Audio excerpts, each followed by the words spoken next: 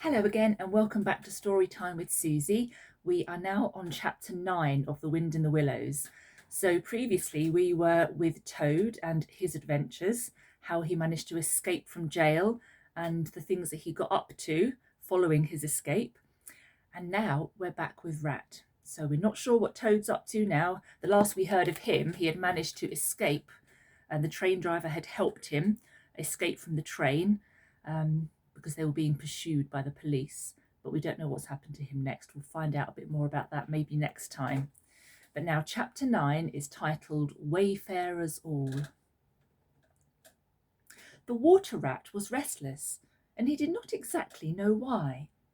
To all appearance, the summer's pomp was still at fullest height, and although in the tilled acres green had given way to gold, though rowans were reddening and the woods were dashed here and there with a tawny fierceness, yet light and warmth and colour were still present in undiminished measure, clean of any chilly premonitions of the passing year. But the constant chorus of the orchards and hedges had shrunk to a casual evensong from a few yet unwearied performers. The robin was beginning to assert himself once more, and there was a feeling in the air of change and departure. The cuckoo, of course, had long been silent, but many another feathered friend, for months a part of the familiar landscape and its small society, was missing too, and it seemed that the ranks thinned steadily day by day.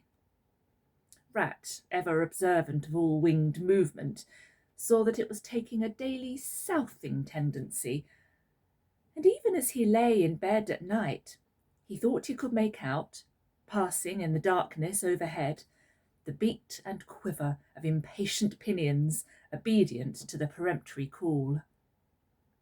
Nature's grand hotel has its season, like the others.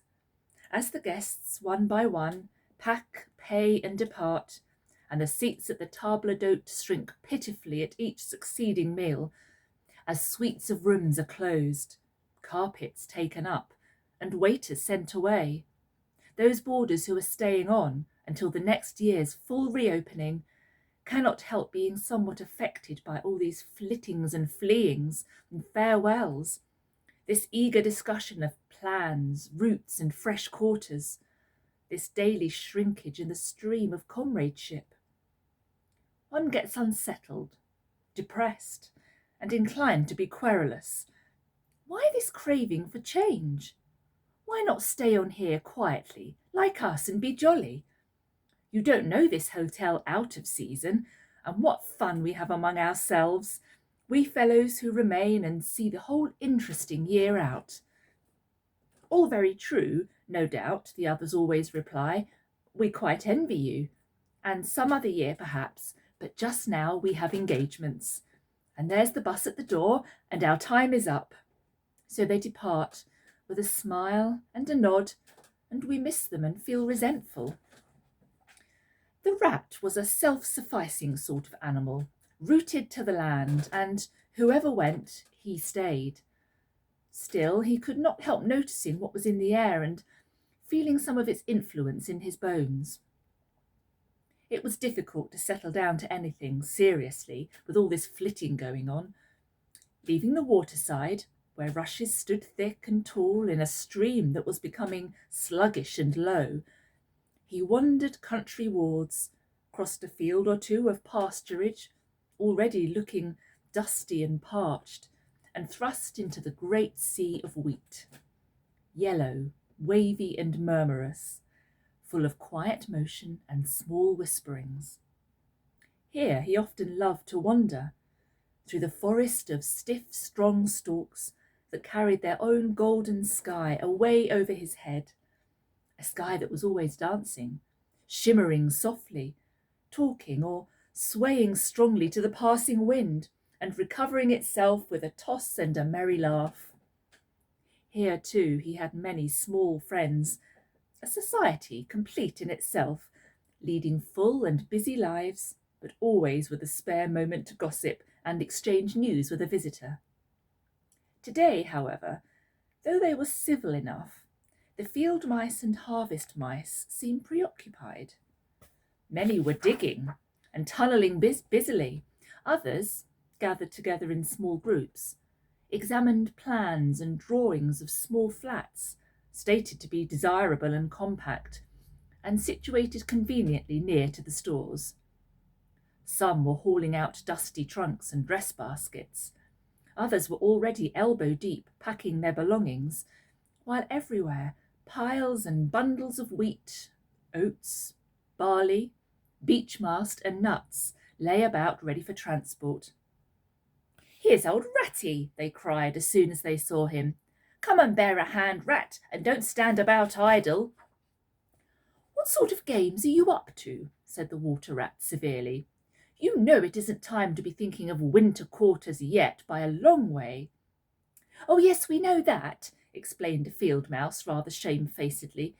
"But it's always as well to be in good time, isn't it? We really must get all the furniture and baggage and stores moved out of this before those horrid machines begin clicking round the fields. And then, you know, the best flats get picked up so quickly nowadays, and if you're late, you have to put up with anything. And they want such a lot of doing up, too, before they're fit to move into. Of course, we're early, we know that, but we're only just making a start." "Oh, bother starts," said the Rat. "It's a splendid day. Come for a row, or a stroll along the hedges, or a picnic in the woods, or something." "Well, I think not today, thank you," replied the field mouse hurriedly. "Perhaps some other day, when we've more time." The Rat, with a snort of contempt, swung round to go, tripped over a hat box and fell, with undignified remarks. "If people would be more careful," said a field mouse rather stiffly, "and look where they're going, people wouldn't hurt themselves and forget themselves. Mind that hold-all, Rat. You better sit down somewhere. In an hour or two we may be more free to attend to you." "You won't be free, as you call it, much this side of Christmas, I can see that," retorted the Rat grumpily, as he picked his way out of the field. He returned somewhat despondently to his river again, his faithful, steady-going old river, which never packed up, flitted, or went into winter quarters. In the osius which fringed the bank, he spied a swallow sitting. Presently it was joined by another, and then a third, and the birds, fidgeting restlessly on their bough, talked together earnestly and low. "What, already?" said the Rat, strolling up to them. "What's the hurry? I call it simply ridiculous." "Oh, we're not off yet, if that's what you mean," replied the first swallow. "We're only making plans and arranging things, talking it over, you know, what route we're taking this year and where we'll stop and so on. That's half the fun." "Fun?" said the Rat. "Now that's just what I don't understand. If you've got to leave this pleasant place and your friends, who will miss you, when the hour strikes, I've no doubt you'll go bravely and face all the trouble and discomfort and change and newness, and make believe that you're not very unhappy, but to want to talk about it or even think about it till you really need—" "No, you don't understand naturally," said the second swallow. "First, we feel it stirring within us, a sweet unrest. Then back come the recollections one by one, like homing pigeons. They flutter through our dreams at night. They fly with us in our wheelings and circlings by day. We hunger to inquire of each other, to compare notes, and assure ourselves that it was all really true, as one by one the scents and sounds and names of long-forgotten places come gradually back and beckon us." "Couldn't you stop on just for this year?" suggested the Water Rat wistfully. "We'll all do our best to make you feel at home. You have no idea what good times we have here while you are far away." "I tried stopping on one year," said the third swallow. "I had grown so fond of the place that when the time came I hung back and let the others go on without me. For a few weeks it was all well enough, but afterwards, oh, the weary lengths of the nights! The shivering, sunless days, the air so clammy and chill, and not an insect in an acre of it. No, it was no good. My courage broke down, and one cold, stormy night I took wing, flying well inland on account of the strong easterly gales. It was snowing hard as I beat through the passes of the great mountains, and I had a stiff fight to win through. But never shall I forget the blissful feeling of the hot sun again on my back as I sped down to the lakes that lay so blue and placid below me, and the taste of my first fat insect. The past was like a bad dream. The future was all happy holiday as I moved southwards, week by week, easily, lazily, lingering as long as I dared, but always heeding the call. No, I had had my warning. Never again did I think of disobedience. "Oh, yes, the call of the south," twittered the other two dreamily. "Its songs, its hues, its radiant air. Oh, do you remember?" And forgetting the rat, they slid into passionate reminiscence, while he listened, fascinated, and his heart burned within him too. In himself, he knew that it was vibrating at last, that chord hitherto dormant and unsuspected. The mere chatter of these southern-bound birds, their pale and second-hand reports, had yet power to awaken this wild new sensation and thrill him through and through with it. What would one moment of the real thing work in him? One passionate touch of the southern sun, one waft of the authentic odour. With closed eyes, he dared to dream for a moment, in full abandonment. And when he looked again, the river seemed steely and chill, the green fields grey and lightless. Then his loyal heart seemed to cry out on his weaker self for its treachery.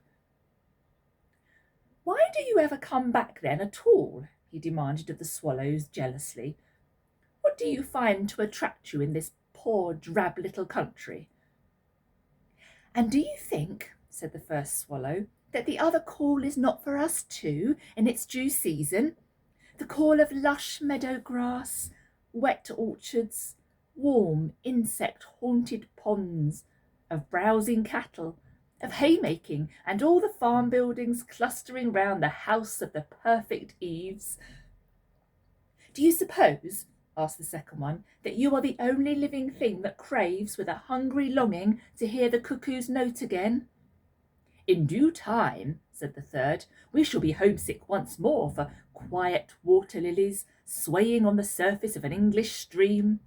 But today all that seems pale and thin and very far away. Just now our blood dances to other music." They fell a-twittering among themselves once more, and this time their intoxicating babble was of violet seas, tawny sands, and lizard-haunted walls. Restlessly the rat wandered off once more, climbed the slope that rose gently from the north bank of the river, and lay looking out towards the great ring of downs that barred his vision further southward. His simple horizon, hitherto, his mountains of the moon, his limit behind which lay nothing he had cared to see or to know. Today, to him, gazing south with a newborn need stirring in his heart, the clear sky over their long, low outline seemed to pulsate with promise. Today, the unseen was everything, the unknown the only real fact of life. On this side of the hills was now the real blank. On the other lay the crowded and coloured panorama that his inner eye was seeing so clearly. What seas lay beyond, green, leaping and crested! What sun-bathed coasts, along which the white villas glittered against the olive woods! What quiet harbours, thronged with gallant shipping, bound for purple islands of wine and spice, islands set low in languorous waters! He rose and descended riverwards once more, then changed his mind and sought the side of the dusty lane. There, lying half buried in the thick, cool under-hedge tangle that bordered it, he could muse on the metalled road and all the wondrous world that it led to, on all the wayfarers, too, that might have trodden it, and the fortunes and adventures they had gone to seek or found unseeking, out there, beyond. Footsteps fell on his ear, and the figure of one that walked somewhat wearily came into view, and he saw that it was a rat, and a very dusty one. The wayfarer, as he reached him, saluted with a gesture of courtesy that had something foreign about it, hesitated a moment, then with a pleasant smile turned from the track and sat down by his side in the cool herbage.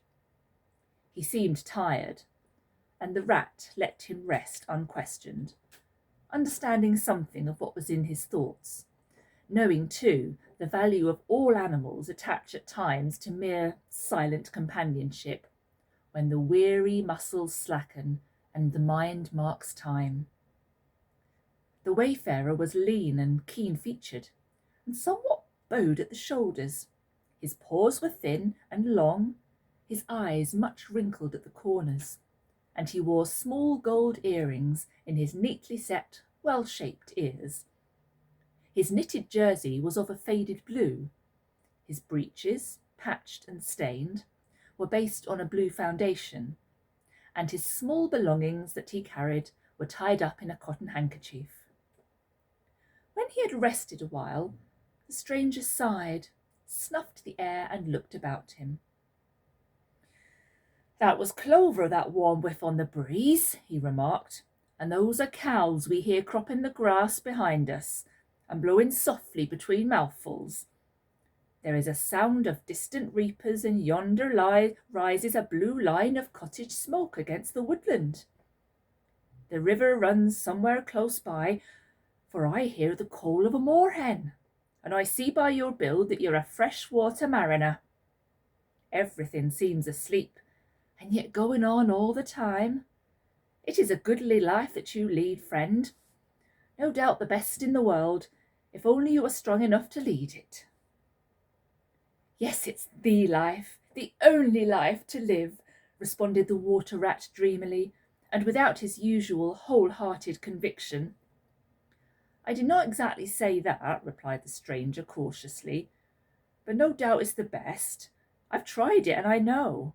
And because I've tried it, 6 months of it, and know it's the best, here I am, footsore and hungry, tramping away from it, tramping southward, following the old call, back to the old life, the life which is mine and which will not let me go." "Is this, then, yet another of them?" mused the rat.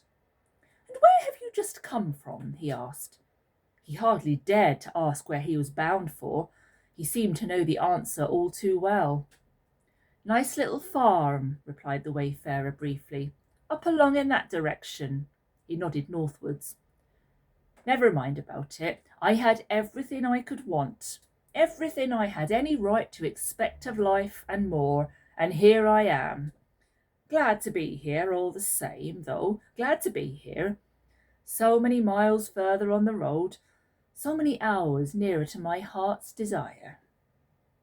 His shining eyes held fast to the horizon, and he seemed to be listening for some sound that was wanting from that inland acreage, vocal as it was with the cheerful music of pasturage and farmyard. "You are not one of us," said the water rat, "nor yet a farmer, nor even, I should judge, of this country." "Right," replied the rat. "I am a seafaring rat. I am, and the port I originally hail from is Constantinople, though I'm a sort of foreigner there too, in a manner of speaking. You will have heard of Constantinople, friend? A fair city and an ancient and glorious one. And you may have heard too of Sigurd, King of Norway, and how he sailed thither with 60 ships, and how he and his men rode up the streets, all canopied in their honour with purple and gold, and how the emperor and empress came down and banqueted with him on board his ship.